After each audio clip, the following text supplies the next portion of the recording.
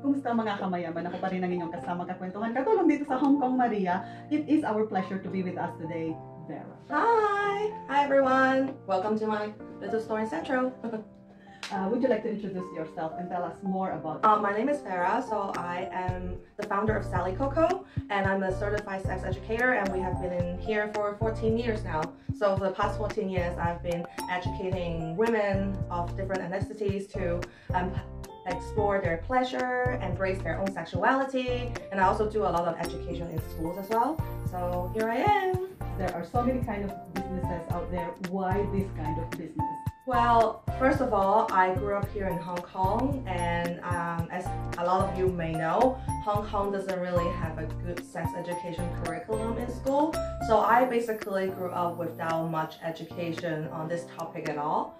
And even in my household, my mom would not talk about it, and so I didn't really know much.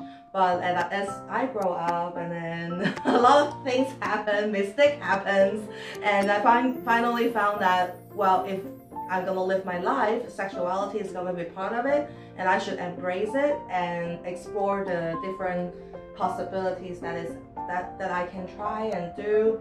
And once I found out that I myself can have pleasure, I also want to empower others to explore themselves as well. One of your core value is to openly talk about sexuality. Yeah. How can we help somebody to come out and be comfortable about themselves? Well, first of all, I would, if they are afraid to openly talk about it in a positive way, I would first ask that person, like, why?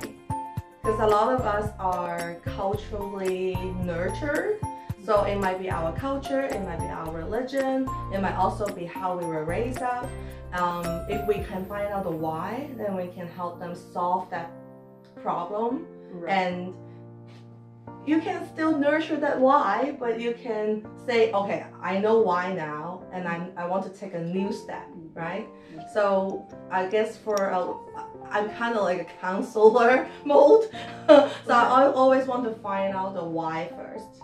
And once you know, then we can openly talk about it. Do we need to wait for them to open up? If you are confident enough, and if you're open enough, and non-judgmental enough, then I would definitely encourage everyone to be the advocate in your community and say, if you see someone who is suffering, or if you see someone who is questioning or curious, then you can be the conversation holder and start talking about it. I guess the main point is not to be judgmental. Yes. Because when your friend tells you that like she is experiencing something, a lot of times we will be like, oh no, don't do that, blah blah blah, right? It's just listen to their thoughts and their worries and concerns, and a lot of times people don't really need someone to give them a solution. All they want is just someone to listen and be there with them. And I guess when you talk about sexuality, it's also the same. Like, be a good listener, yeah, be a good supporter, and don't judge. So they don't hide, right? Exactly. People hide because they're afraid of being judged. Yeah. So if you are the one who can, they know that you're not judging, then they will be like, oh, I can actually talk to Maria about it. Yeah. I see a lot of lingeries and everything. Like to ask about body positivity. Yeah. Women are very conscious about our body. Yes. I am very Me conscious. too. How can I be body positive? Well, it's a process that you have to go through. Like, you won't arrive at the destination of body positive, and because you started looking in the mirror in a different way. It's a process, and it's also an everyday choices. So what I mean by that is, when you look at the mirror, a lot of times we tell us bad things, right? We'll say, oh, you're ugly, oh, you got wrinkles, oh, you got here like a belly hand, like your love handle here and there, oh, you gave birth and then you got stretch marks. We tell a lot of these things to ourselves, but we don't really say good words, right? We're programmed that way, because when we were growing up, our mother would say those, oh, you are so fat, you should lose some weight, and we see commercials, oh, you should get whitening because you're so dark. But we see all these things telling us that we're not good enough. But what if, when we look in the mirror, we first say 3 things that you appreciate your body of? Like, I think it's a good exercise for everyone that can do at home, and it is free.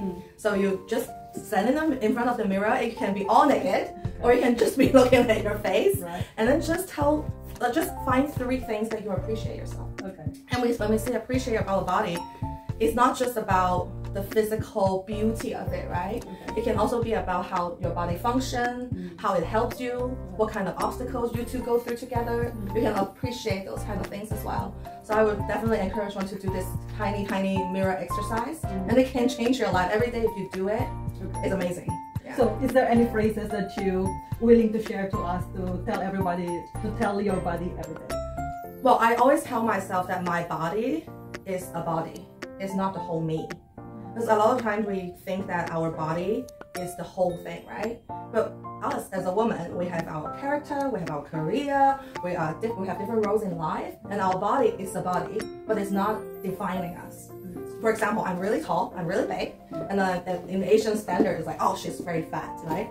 But I also tell, like, if I differentiate myself and not just own my body, I'm many things. I'm a sex educator, I'm a mother, I'm a daughter, I'm empowering women. Yes, of course you are. Yeah, so we are a lot of things. Like, if you have a part of your body that you're not satisfied with, don't make that the whole you. Like, it's not the whole you.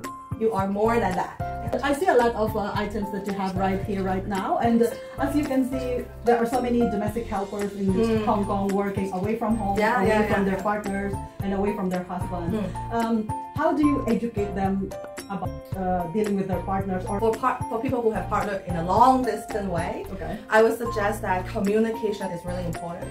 Because even though we are not together, but our hearts are together, right? So if you communicate with your partner, it's really important that you tell them what your needs are, and even if you're away from home, how you're feeling. And if you have needs, for example, if you have like sexual needs, like you want a toy that is to satisfy you, and your husband is really upset about it because he's not with you, then I think that should be communicated. Because I have a lot of migrant workers coming to me saying that. And if you find a partner in Hong Kong, definitely practice safe sex and know your boundary as well, and know his boundary. What advice would you give to the domestic workers who are working here in Hong Kong, who are away from their husbands or partners? What way to keep the love or the relationship going? Well, as I always say, communication is really important. So if there's anything you would like to express, your needs, your concern, your worries, definitely communicate that. But of course, I think finding a good partner at first is a key, because I know a lot of migrant workers don't have a very supportive partner. There's a lot of stories I've heard. So definitely, before you ever go into a relationship, think about if this person is the person that can support your family spiritually, emotionally, mentally, and even though you are away, he or she can still be a good partner, you know? Right. Because I know there are a lot of cheating going on and affair, you know? So definitely, before you enter a relationship, find a good partner, because that is the key. And also, before you leave your country, communicate, right? What your expectation is, what his expectation is, and how you two are gonna maintain the relationship in a long distance way. Is there anything that you can do? If that's an intimate, like virtual intimacy, you know, things like that. I think that is really important. Set the expectation and boundaries as well. And if you guys want to open your relationship, then definitely communicate before, right? Because then, yeah, that will be much better. You'll save a lot of heartache. So I see a lot of toys right here and so many things to see and explore. My question is, are they hygienic? Are they easy to use? A lot of people think that they are not good or evil, or you're not supposed to use them. That's because a lot of times sexuality is something that is taboo. And products that are related to sexuality is also a taboo, right? Yes. But toys are neutral. They don't have a say, they don't have a political stand. They're just a tool for you to explore your body. So if you really want to choose a good toy, make sure that the material is body safe, which what we have here are body safe. And also make sure that how you clean it is really important. Like, use soap and water, don't use any alcohol with the silicone, that kind of like tips. Then the toy can last a long time. But I think it's the mentality, like a toy is just a tool. When a customer comes in here, you teach them how to use it and how to clean it and everything like that. Yeah, of course. So you give support. Yeah, we give support, we give knowledge. That's our value. Okay. Yeah, that's cool. To educate other people, other domestic helpers to talk openly about sex education. Religion, Philippines mostly practice like abstinence-only sex education, right? But according to research, abstinence-only sex education is not going to delay the first time of having sex. It's not going to lower the rate of unexpected pregnancy, and it's also not going to lower the rate of STD infections. Yes. So, comprehensive sex education is the key. What do we mean by comprehensive? It's by giving you knowledge, information, and a good set of moral values so that you can make informed choices. That's what it is about. Because if you tell someone that, no, don't have sex before marriage, but once something happened, what am I going to do? I don't know what to do, right? But how to practice safe sex? No. How to communicate with a husband? No, I don't know how to do that. How to set my own boundaries? How to respect others' boundaries? We don't know how to do that. But in an intimate relationship, these are things that need to be talked about. And with comprehensive sex education, that's what we teach people to talk about. Yeah, so it's really important to learn more about this. And I think even though you maybe have a religion that may say, oh, don't have sex before marriage, but learning about sexuality doesn't make you want to have sex before marriage, right? Learning about sexuality is actually embracing the knowledge, empowering yourself to make a choice that is for you. It's not pressured by someone else, it's not pressured by the society, it's a choice that you make individually because you know what you want and you communicate it to your partner and respect the choices that you both make. So I think learning about it is open your eyes, just learn. Would you like to invite everyone to come and visit your store? And location is in Central. You can just search sallystoy.com and you'll find us online as well. Yeah.